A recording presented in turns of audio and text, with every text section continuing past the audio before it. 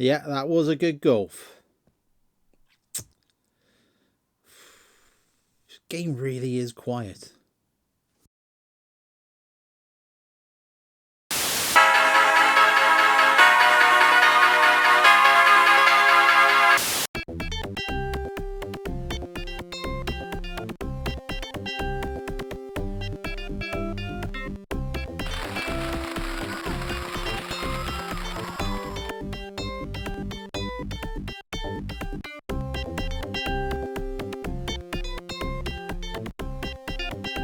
I'm not sure if golf games were ever part of that console arms race.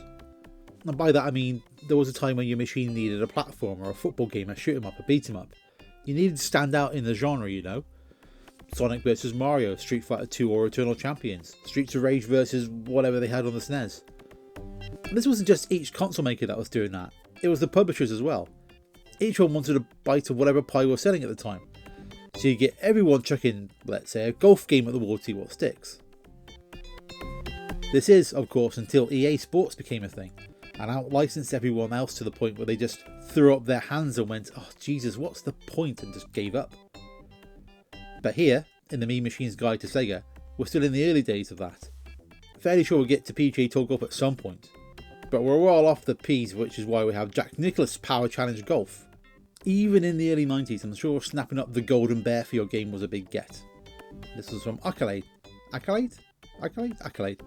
I was taken from their series of games from the PC, which are proper simulations, hence the no music or fun or anything. I mean, it really is quiet.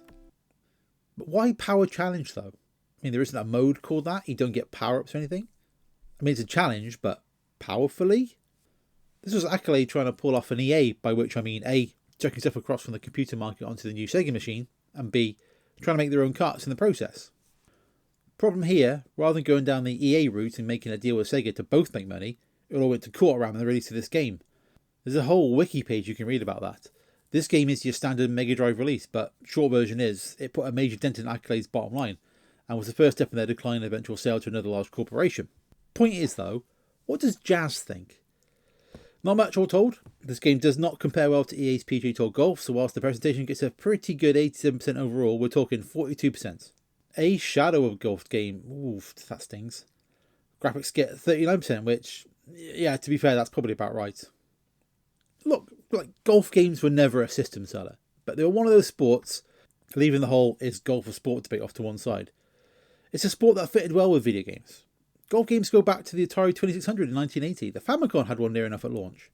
The Jack Nicklaus series this game represents did good business on the computers. But here it just can't cut the mustard. Jazz is bang on with this one, 42% is spot on. Agreed.